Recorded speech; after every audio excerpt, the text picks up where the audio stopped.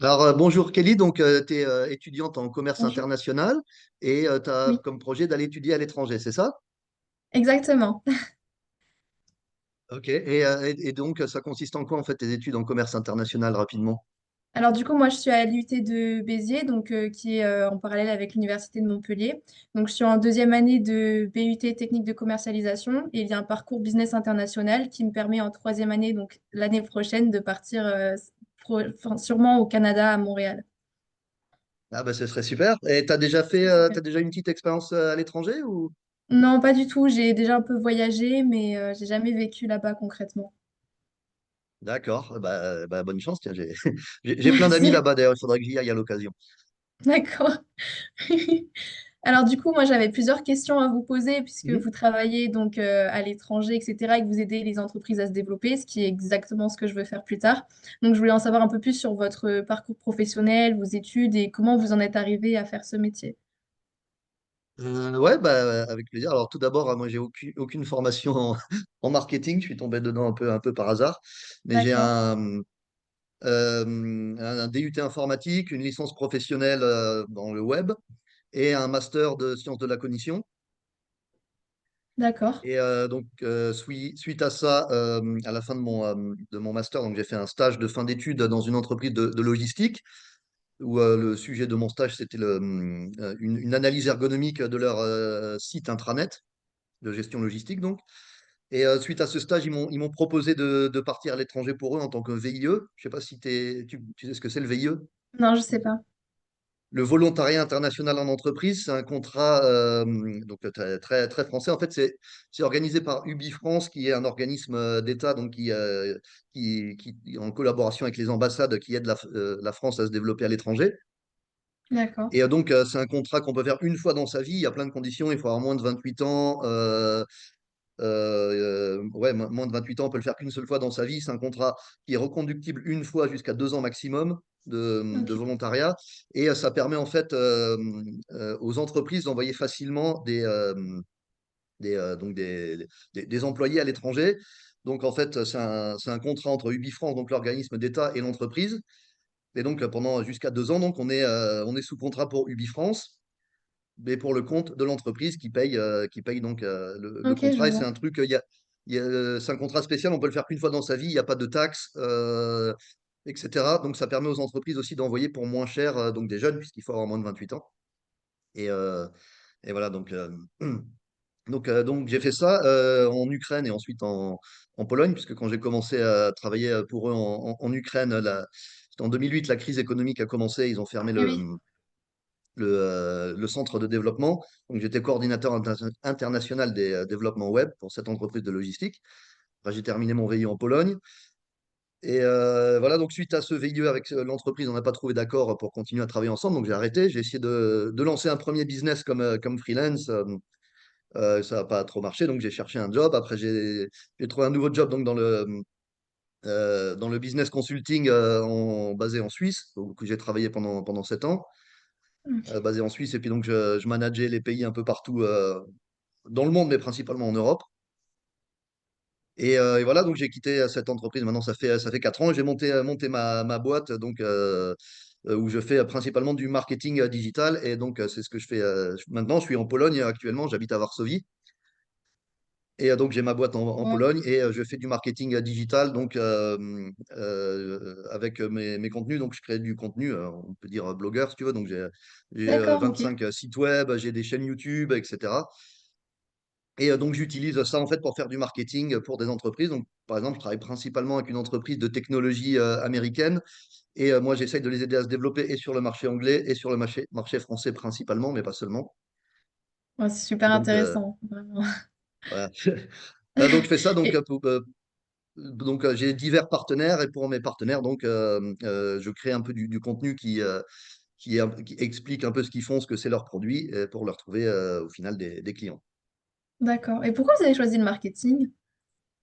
C'est quelque chose J'ai qui vous pas vraiment intéressait? choisi. En fait, j'avais mon petit site web donc qui était un blog professionnel que j'avais créé il y a 10 ans. Et puis il y a 4 ans, quand j'ai quitté ma boîte, j'ai voulu le développer parce que je m'en suis rendu compte que j'avais une petite audience. Et puis je me suis donné, enfin, dans mon business plan, je me suis donné 3 ans pour arriver à faire, en tout cas, assez d'argent pour vivre de ça. Et maintenant, Oui. voilà, maintenant c'est le cas. J'ai deux employés à temps plein Oui, ça s'est et fait de voilà, fil quoi. en aiguille, ouais. Pardon. Ça s'est fait de fil en aiguille. C'était Ouais, pas ouais, prédestiné. non, c'était pas prédéfini. Donc, juste, je me suis donné 3 ans pour faire ça. Je suis parti un an faire un tour du monde, etc. Et après, le Covid est arrivé. Donc, bon, comme tout le monde, Oui. moi, ça m'a fait D'accord. perdre 2 ans le Covid. Mais bon, en tout cas, maintenant j'y arrive. Donc, voilà. Et je voulais savoir, du coup, vos principales missions dans votre métier. Enfin, par exemple, une journée type, qu'est-ce que vous allez faire Bah, moi, une journée type, ouais, ça commence toujours pareil le matin par lire les emails. D'accord. Comme beaucoup. Euh, Lire les emails, répondre aux emails. Donc, j'ai pas mal de demandes de collaboration donc, sur du contenu. Donc, pour soit des gens qui veulent publier des articles sur mes sites, enfin, c'est principalement ça d'ailleurs. Et voilà, donc je lis les emails. Ensuite, bonne question. Ensuite bah, je crée du contenu, donc suivant l'inspiration. Donc, c'est ça qui est bien aussi. Moi, j'ai plein de médias différents, donc ça me permet de faire des choses différentes. Donc, je travaille principalement sur des médias qui parlent de business, de voyage, de technologie, mais pas seulement. Par exemple, j'ai aussi un site. Le chien est pas là, mais j'ai un site sur mon chien aussi. Enfin, mon chien. Voilà, donc en fait, je crée du contenu différent, donc c'est suivant l'inspiration. Je fais aussi des cours en ligne pour une autre entreprise américaine, des cours business. Donc, ouais, suivant l'inspiration, je fais des trucs différents. J'écris des articles, je fais des vidéos, je crée Oui, ça des nécessite d'être slides. polyvalent. C'est Parce que vous ça. faites plein de choses différentes. Au moins, vous ennuyez pas. C'est toujours différent. Bah, c'est ça. Après, moi, en tout cas, ce qui m'a permis surtout de faire cette carrière internationale, et c'est ce que un peu j'ai essayé de faire toujours dans ma carrière, c'est de jamais me spécialiser dans une seule chose. J'ai toujours essayé d'être ouvert et donc quand je travaillais pour des autres, disons, ça m'est peut-être arrivé, mais en général, je disais jamais non. Quand on me demandait est-ce que tu peux faire ça, peu importe ce que c'était, je disais oui, oui, t'inquiète pas, je prends ton problème, je reviens dans une semaine et c'est réglé, même si j'ai aucune idée de quoi ça parle. Ah oui. Et ça vous faisait Et pas peur? C'est beaucoup de responsabilités quand même. bah, non, mais enfin, bah non, après tu trouves quelque chose. Il y a toujours une solution, faut juste la trouver. Le problème, c'est est-ce que tu es celui ou celle qui règle les problèmes ou qui en crée des nouveaux, quoi. C'est vrai. Et, C'est très bien bon, en tout dit. cas, c'est ça qui m'a ouvert des portes. C'est ça qui a fait que la boîte où j'ai fait mon stage m'a proposé de partir à l'étranger pour eux. Parce que justement, ils peuvent m'envoyer régler les problèmes et je vais pas venir toutes les 5 minutes avec une autre question et je sais pas faire ça, j'ai pas envie de faire ça, ça me plaît pas. Mm. Voilà. C'est très Et autonome. aussi, je me suis. Pardon? Vous étiez très autonome du coup. Vous aviez Ouais, pas ouais. de... Et aussi, je me suis jamais spécialisé, donc c'est ce qui m'a permis après. Donc, en gros, j'ai fait 3 carrières. J'ai fait une carrière dans le web, après une carrière dans le conseil et maintenant une carrière dans le marketing. Et quand j'étais dans le conseil, quand j'ai démarré au bas de l'échelle, et je suis monté jusqu'à International Project Manager.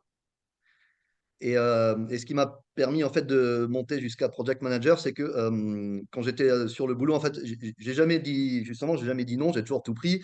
Et donc, Mm. enfin, je savais m'occuper aussi bien de la compta que de la production, que de l'entreposage, que de l'environnement EHS, Environmental Health and Security, des trucs du genre. Et, euh, et en tout cas, après, si on veut monter, en tout cas, moi, c'est ce que j'ai pas mal vu, ça ouvre des portes parce que donc, par exemple, quand on envoie quelqu'un à l'étranger, on a justement envie qu'il puisse s'occuper de tout, Mm. parce qu'on n'a pas envie d'envoyer 50 personnes et une C'est ça. pour chaque truc, quoi.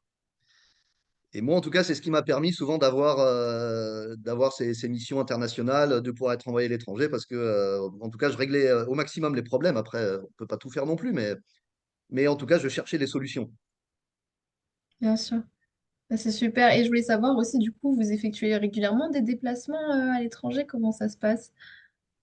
Donc maintenant, ça fait un peu plus d'1 an que j'ai ouvert ma boîte en Pologne et Oui. puis avec le Covid et tout ça pendant 2 ans, j'ai quasiment pas voyagé, mais là je vais recommencer, oui, donc Ouais, donc là, elle a commencé à travailler la semaine dernière pour moi. J'ai une assistante qui travaille pour moi sur le social media marketing qui est en Arménie. Et donc, je vais aller plus ou moins une fois par mois là-bas. Là, j'y vais dans 3 jours pour aller la former pendant Ah, 2 jours. Et puis après, j'irai plus ou moins une fois par mois pour voir ça. Ouais. ah ouais, je suis moi-même arménienne, donc c'est drôle.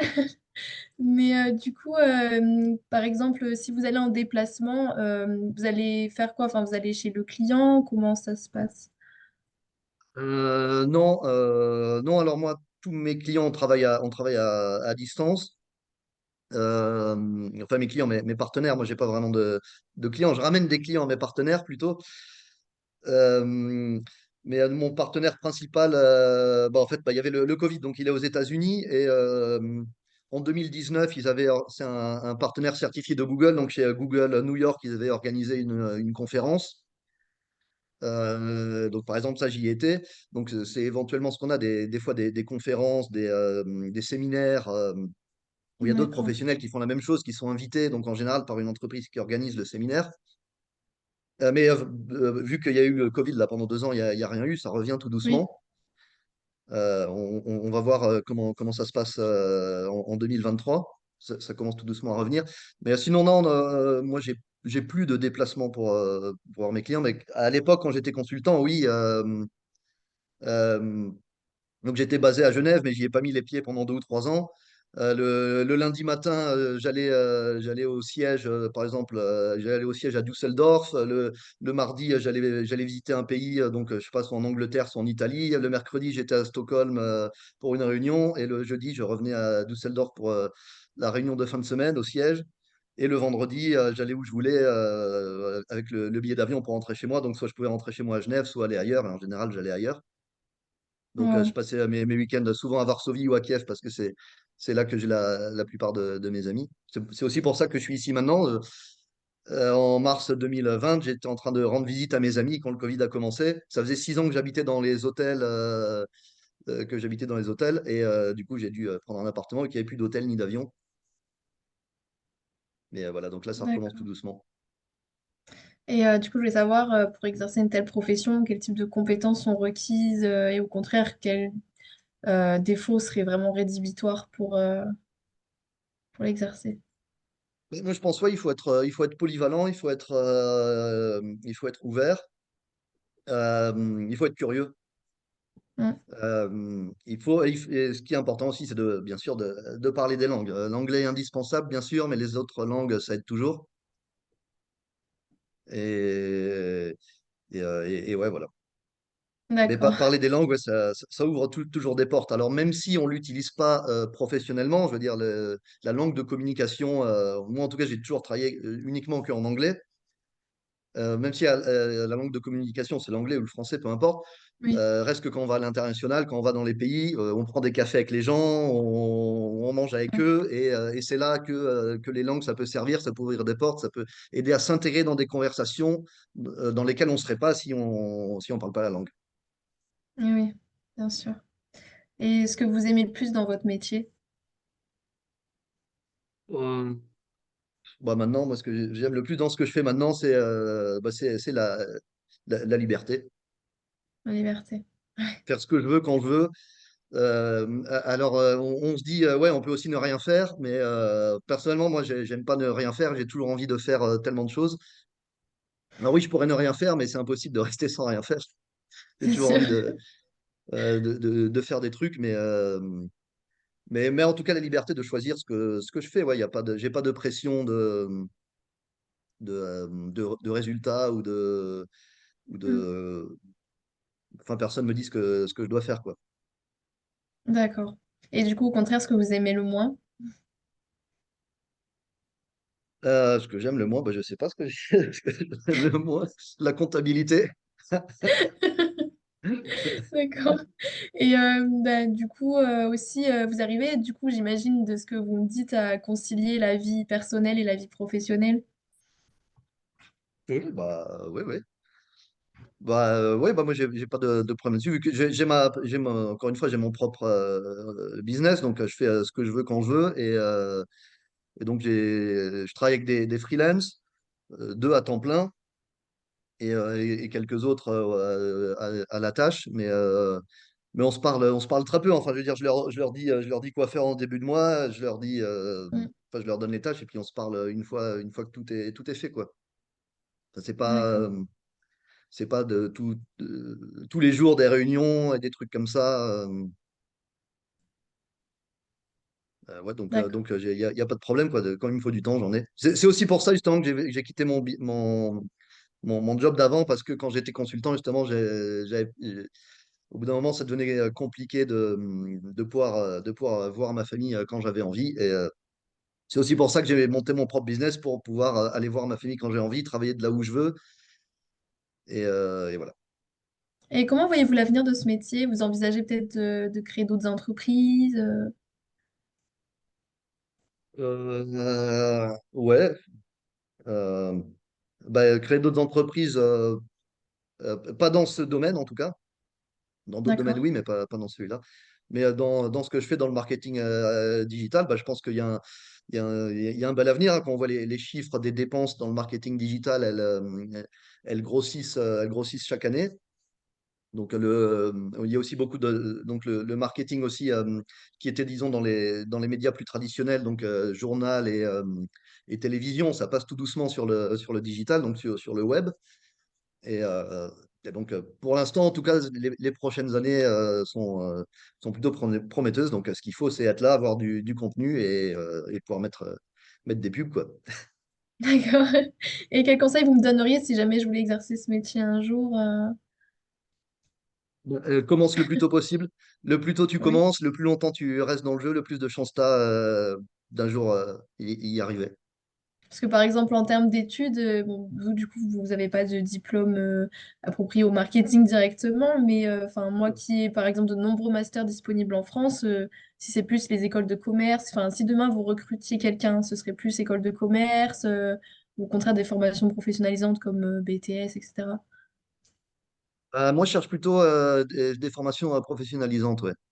Parce que moi, enfin, je suis une petite structure et donc moi, ce qui m'intéresse, ouais, c'est plutôt quelqu'un enfin,